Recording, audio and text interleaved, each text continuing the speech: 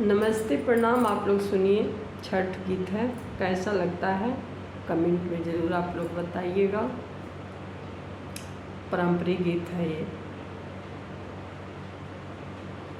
छोटी मोकी कहन हो बेटिया भोइयावा लोटे केस। अरे छोटी कहन हो बेटिया भोइयावा लोटे केस। अरे कोसिया ले अइलो हो बेटिया फेंका नाया कास। अरे फेंके फेंकलू बेटिया मांगा के चोदन। अरे फेंके फेंकलू बेटिया मांगा के चोदन। अरे आना धाना बाड़े छठी मैया लक्ष्मी बहुत। अरे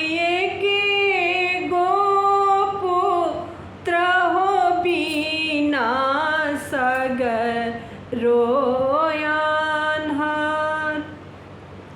अरियाना धाना देवा हो बेटिया लक्ष्मी बहुत।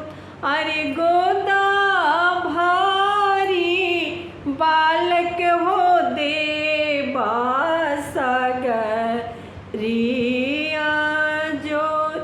अरे गोदा बालक हो देवा सगरिया जोर। अरे छोटी मोकी बनियाइन हो बेटिया भोइयावा लोटे केस।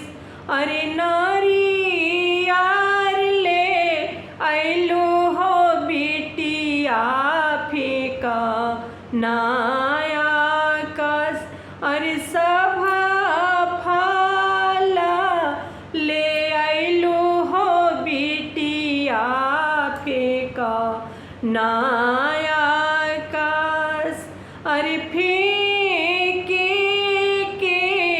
फेंकलू हो बेटिया मांगा के चोदन। अरे फेंकलू हो बेटिया मांगा के चोदन। अरे आना धाना बाड़े छठी मैया लक्ष्मी बहुत। अरे गो बालका हो बिना रोयान हार। अरियाना धाना देवा हो बेटिया लक्ष्मी बहुत।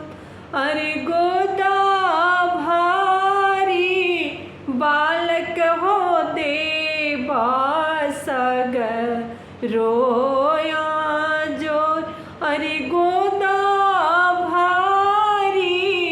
बालक हो देवा सगरोया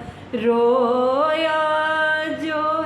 अरे गोदा भारी बालक हो देवा सगरिया जोर। धन्यवाद दोस्तों। ये छठ पूजा गीत कैसा लगा आप लोग ज़रूर बताइएगा। धन्यवाद।